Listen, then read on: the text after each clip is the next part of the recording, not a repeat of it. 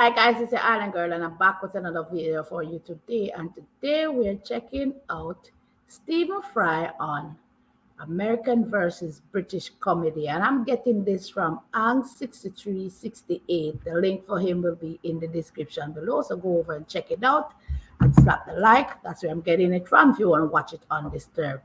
So if you're new to my channel, it's the first time here, come on in, rap back, put a smile on your face and enjoy. To all my regular schmeglads, day one, city pie, city pools, come on in, rap back, put a smile on your face and enjoy. Let's get into this video because I want to hear what this is all about. Here we go now. We have time for one more question, which will come from the gentleman there. You talk about the sense of humor, the American sense of humor. We haven't really touched, you haven't mentioned so much the British sense of humor, but do you think they differ hugely? And if so, what accounts for that difference? It's a really good point. I think, it strikes at the heart of what is American optimism. Is a really important thing, but not only optimism, but a refusal to see oneself in a bad light, or, one could talk about this for far too long, but so true. If you go to an American bookshop, by far the biggest section is self-help and improvement.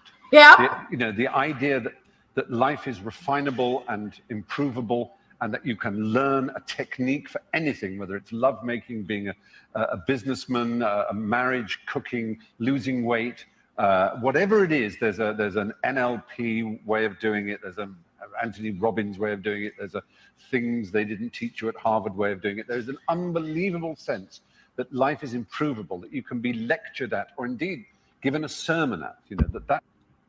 That right there is so true.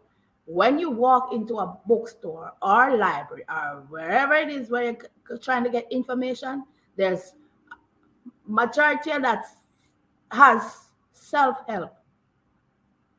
Like the list that he named out, listen, man, books for dummy just to how to paint the table. Can you? How to comb your hair, how to bathe your body properly, how to nurse a baby, how to make somebody fall in love with you. There's so many things.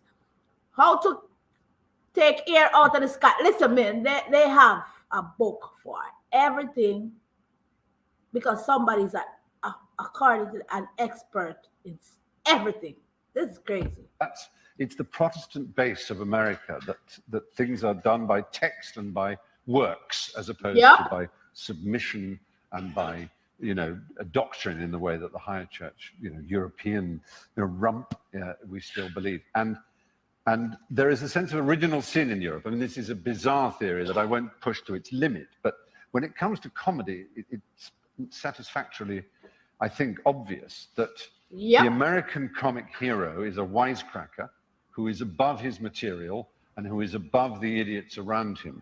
And the British comic, put it this way, the American comic hero, like John Belushi or someone like that, is that scene in Animal House where there's a fellow playing folk music on a guitar, and John Belushi picks up the guitar and destroys it.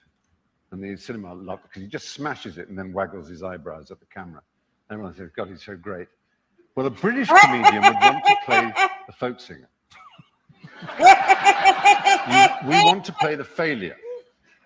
All the great British comic heroes are people who want life to be better and on whom life craps from a terrible height, and whose sense of dignity is constantly compromised by the world letting them down.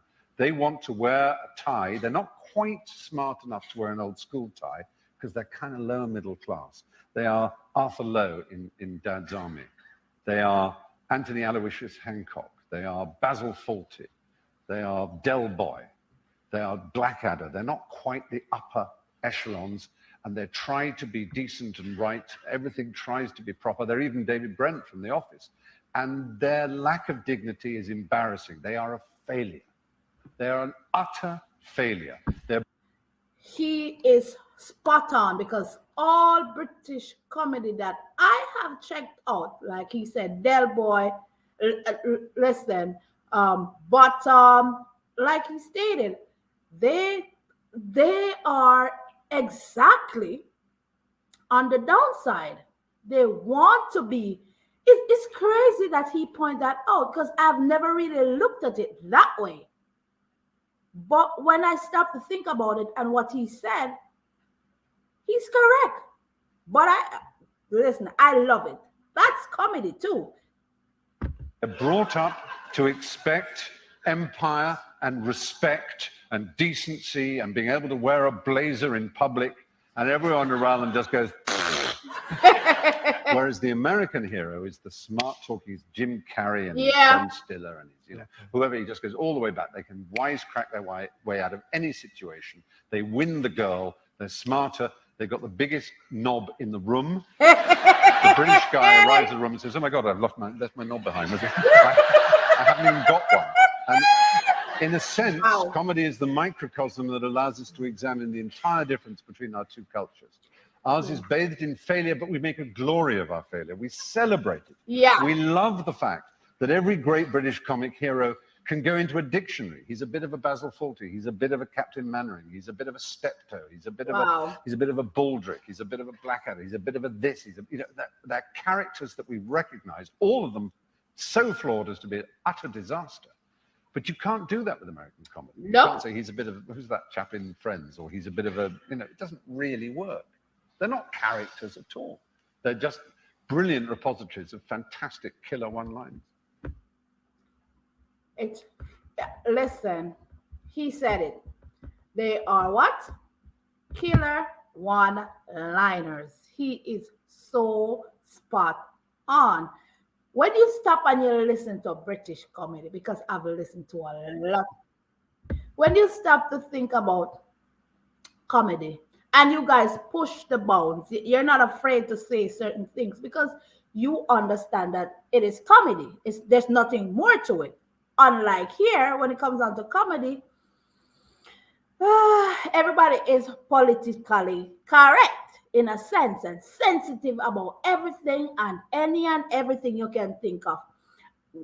One of the things that I appreciate again about British comedy, I realize that, like he said, you're not afraid to make yourself the fool, to make a fool of yourself or to laugh about yourself. Then put it, I guess I'm saying it wrong. You're not afraid to laugh at yourself. It is okay.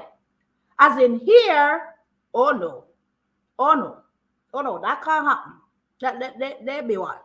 Losing it. You heard what I said? Losing it. So it's interesting that he put it that way, and I like the fact that he explained it that way. I think a lot of people can relate to exactly what he said.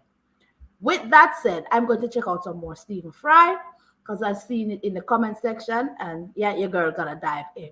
It's your island girl, and I'm running out of here. So come on in, right back, put a smile on your face, and enjoy. All right, guys, continue to enjoy life. Love you guys, and I'll see you guys in another video. Bye.